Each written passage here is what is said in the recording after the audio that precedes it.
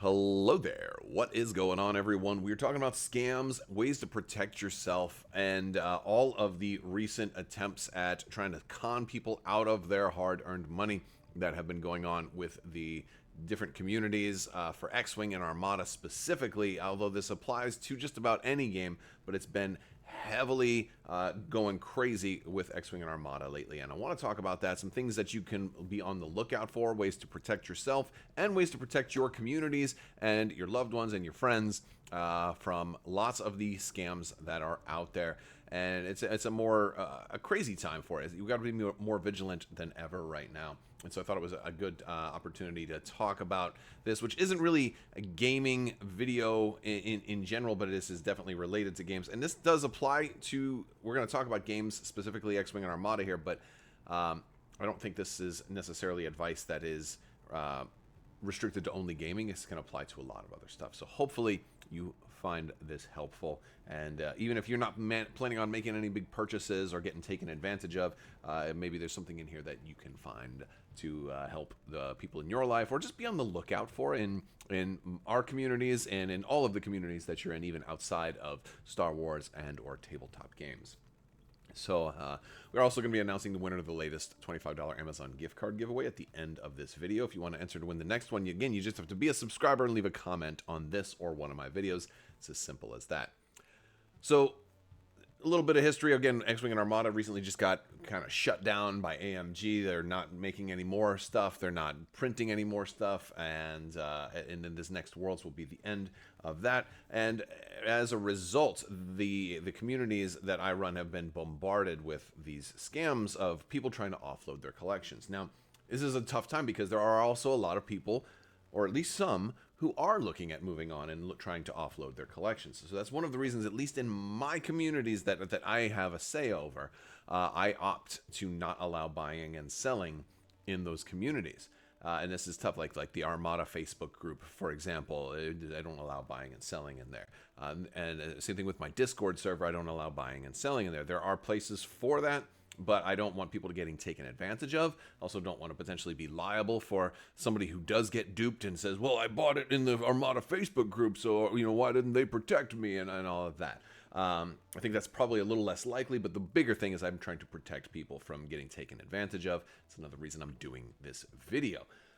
There are a lot of certainly warning signs, but there's things that you can do to protect yourself from these because scammers get smarter and smarter all the time. So you have to protect yourself. First thing I'm honestly going to suggest is to, if you are thinking about maybe buying a collection, or hey, somebody's selling that Venator, or there's somebody selling that gunboat that that you never got, try and buy local. Try and do local pickup if you can. Doing local pickup is, a scammer's worst nightmare because you're going to actually meet in person. And, of course, do it in a public place. There are designated, Craigslist kind of swap-out areas. When I've done stuff like this, I'll be in, like, a public parking lot at a Best Buy or something like that. There's even the sheriff's departments and stuff will have, dedicated pickup areas, a place that has cameras and stuff like that. But that's usually not the real risk, especially if you're doing it in broad daylight. Usually the risk is that they're going to get your money and not give you the product. And if you're doing that locally in person, you're very likely to be able to inspect the product first and say, hey, this isn't what we agreed upon, or yeah, this looks great, oh, there's not enough of it, or blah, blah, blah. And then you can exchange and then make your exchange locally. That's usually the best way to go. And a lot of times that'll happen at your game store, your friendly local game store, or some kind of gaming club, or through a friend of somebody who's getting out of the game and they're looking to, maybe hook up a buddy or something like that. So those are usually the best options. Or obviously buy from a reputable store if you're getting new products. But usually these scams are for old products, but sometimes people will still say, I've seen people say, like, oh, I've got all this stuff in the box I've never used. Did anybody want to buy it from me? It's all brand new. Number one rule, if it seems too good to be true, it is. Not it probably is, but it is. If you are going to buy online, go for a reputable store. Do research on the store. If it's one that maybe you're not sure about, look it up, look at their ratings. How long have they been in business? What is their, don't just look at their average ratings and don't just look at the good ratings, but look at the bad ratings or the ones that are kind of in between, like the 1, 2 star, 3 star ratings, and a lot of companies will hire bots and stuff to give them 5-star ratings and stuff. But look at some of the lower ratings, and get if it's a shop that you're not as familiar with. Although a lot of established retailers that have buyer protections and have good reputations are still going to have a new product in stock. If you're getting stuff on like Amazon or whatever, you're insured, you're protected with your purchase, and there are a lot of ways to be protected. For one, also use a credit card. Don't use a debit card, because credit cards also have protections that keep you from being liable in case of something going wrong, or somebody maybe stealing your information and charging you back. Or if you buy through a store, if you were to buy from Target, then they had some inventory, and you bought the stuff and then just it never shipped, you'd be able to dispute that with the credit card company, and you would be covered. Whereas if it were some kind of debit card or a prepaid card or whatever, it's nearly impossible to get those funds back. It's a lot more difficult. So use a credit card when you can, because for the protections there. Use reputable websites. For eBay lots, of which there are many. If you are using eBay has gotten better over the years. I've used eBay a decent amount for both buying and selling. And there are ways to protect yourself with eBay. First off, look at a seller. If you're buying something, look at a seller's, their star rating. Are they brand new? How long have they been selling? What kind of ratings do they have? How many ratings do they have? Do they have like only less than 10 ratings? Are they a relatively new seller? Might not be as trustworthy, especially if the deal seems too good to be true. Although eBay also has local pickup options, so you can look at that. That's a much safer way to do things. But eBay also has buyer protections as long as you are using official channels. If you're trying to buy something from somebody on eBay and they suggest chatting with you through some other method, like, hey, let's talk on WhatsApp instead, because I'm usually on there, like, that's a telltale sign for scammers. It doesn't mean that everybody who uses WhatsApp is a scammer, but everybody I've talked to or that tries to suggest WhatsApp turns out to not be legit. So that's one reason I don't do that. But yes, with eBay, you use their official channels. This way, eBay is, because they have oversight into all of that. All of the official communications have to go through eBay, or ask for extra pictures. There should be pictures on there. If you have questions, if it seems too good to be true, ask somebody to post, give you a picture with the date. Like, hey, can you write today's date and your name, or write this message, write hello there in cursive or something like that, and put it in the picture. To prove that they actually have the stuff that they're trying to get to you. That's a little bit less needed on eBay because there are protections in place. But if you, for some reason, break down and you're trying to use something through social media, like a Facebook, responding to somebody on Facebook or a Facebook marketplace, which I don't suggest, but there are a lot of people. If you were ever going to do something like that, you have to get even more protections. And again, this is getting into the place where scams are most likely, so I don't recommend doing this. But I'm still going to talk about it because some people are still going to do this. There's some people who are going to try to advertise their collections on Facebook, because there are certain groups that do allow for buying and selling. And so if you're going to do some kind of business on there, make sure that when it comes to payment, don't use something like Zelle or Cash App or things that are non-refundable. Make sure that you have protections through whatever service you're using. If you're using PayPal, which I can recommend, PayPal has protections, but only if you're doing it, if you're purchasing a good or service through PayPal.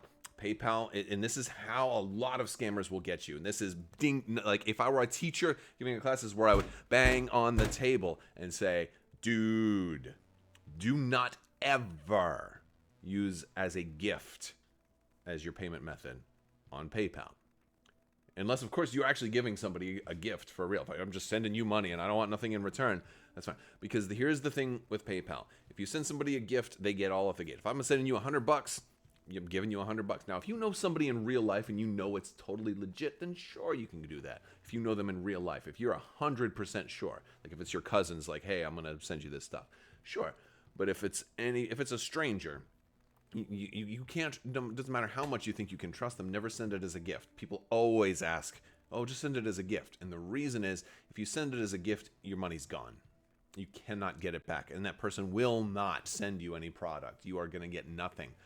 If you do it as a good and service, PayPal insures the purchase, and you have methods to fight back if they don't send you what you want, because that person is not going to have access to those funds for about a good week or so after like a tracking number is given. And you have now protections, and you make sure you screenshot every conversation and every photo, and you save those emails, and you get everything. You have to document the whole process. But at least by doing it with a good and service through PayPal, you can say what the goods and services are for, and you can document everything in that transaction and treat it like an actual business transaction where you have protections, but you lose all of those and you forfeit all of those protections that PayPal has set up for you if you choose the goods and services. Now, sometimes a person will say, hey, if it's a goods and service, like if this was $100 and you do goods and services, well, PayPal's only going to give me 90 of the dollars because they keep a little bit of it. It's something like that. They keep a percentage of it as a charge for the protections that they provide. So sometimes a seller might say, okay, well, if you're going to do goods and services, then I'm going to charge you 110 instead of 100 or whatever. They may jack up the price a little bit.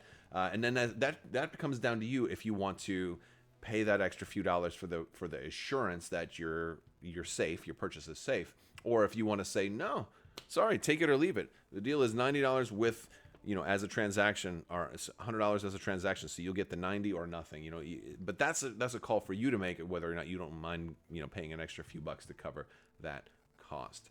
But yeah, if you're using something like PayPal, but again, don't use Venmo, Zelle, Cash App. A lot of that type of stuff is basically like treated as just a gift, and only do that if it's somebody that you know in real life, a personal friend, and you've already got the product. And this is similar. If you're selling stuff, make sure it's a rated transaction. Make sure you have receipts. Make sure you document the shipping process and send them tracking numbers and get everything documented, because you have to cover yourself. You have to protect yourself. And lastly, even if you've taken all of these safeguards, still keep in mind that if you've done everything right, like Jean-Luc Picard says, it is possible to commit no errors and still lose. Although I don't think that was the best Picard accent. There was a little bit of Scotty in there. Or, all right, that's right. You can still lose, Captain. I don't know. But anyway, my point is, there's always the chance for catastrophic failure. You could do everything right, and the product may have broken in the box during shipping or whatever. But so don't, if you can't afford to lose the funds, maybe this isn't the best time to be buying a whole lot. Or to be buying something that you can't afford to potentially lose. So you always keep that in mind, that there's still always a chance, but you can really minimize the chance of anything going wrong by following some of this advice. Now, if you're watching this and you have a great piece of advice that maybe I have missed, maybe there's something I've overlooked, or you've got a great story about how to protect yourself, let me know down in the comments section so everybody else can read it. You can also join our Discord. I'd love to share your stories on ways that you've protected yourself and lessons that you have learned, or even some horror stories of how you gotten taken for a ride, because I think we all have some of those. But let's spread the awareness, let other people know as well, because it's not just X-Wing and Armada. There's people that have been doing this for all games, Legion folks, 40K Games Workshop stuff, a lot of stuff with Age of Sigmar 4th edition, people selling some of their old Age of Sigmar, or quote unquote, because the thing is, they know these people have their fingers on the community. I have seen so many people join the Armada Facebook group. We had a slow, steady increase but as soon as we hit 10,000 members and this news dropped, it was just like a flood. 20 times as many normal people are trying to join the group every single day, and I know a lot of them are scammers, so we've taken extra protections there, but it's just the scammers are out in swarms. It's like buzzard season, and there's these buzzard things trying to steal all your money. So I want to protect you guys. I also want to do a giveaway. So we're going to do today's giveaway. Now, this one is for a $25 Amazon gift card that you can put towards a gaming expansion of your choice. Today's winner is Roblox Dude 19. Thanks for being a subscriber, Roblox Dude 19. Make sure you shoot me an email over at mailcrabbok@gmail.com, and I'll get your information. We'll get you squared away. If you didn't win this one, don't worry. Stick around for the next one. We'll keep it going. All right, guys, that's going to do it for today. I want to thank you all so much for watching. Big thanks to my patrons. You guys are out of this world and help make this whole channel possible. I will talk to you later. May the force be with you. Live long and prosper. Be excellent to each other. Party on, dudes, for light and life. You can't take the sky from me, and always wash your socks.